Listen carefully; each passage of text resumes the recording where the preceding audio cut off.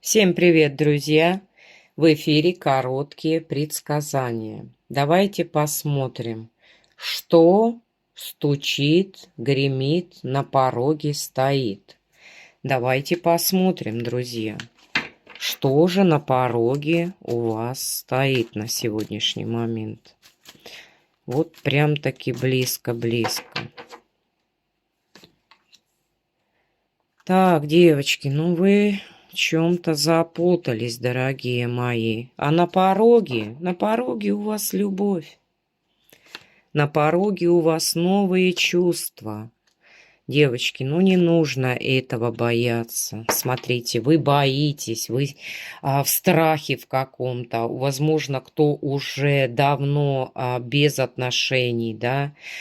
Вы просто вот не рассматриваете, да, на сегодняшний момент никого. То есть, возможно, у вас были предательства, какие-то подвохи со стороны мужчины, но вы прям-таки вот закрываетесь от этого, да, и в стагнации в какой-то.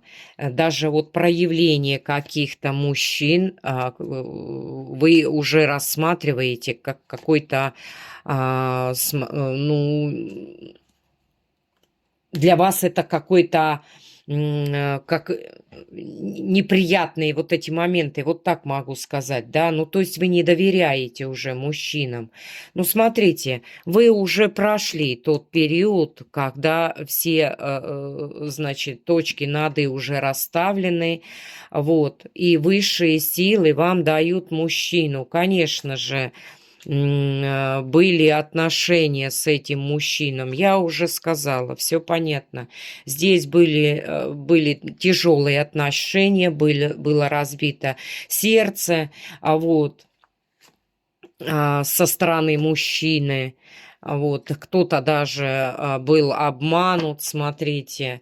Уход этого мужчины определенно показывает, то есть он вас обманул, он вас предал. Что же по справедливости вам дадут? Что по справедливости?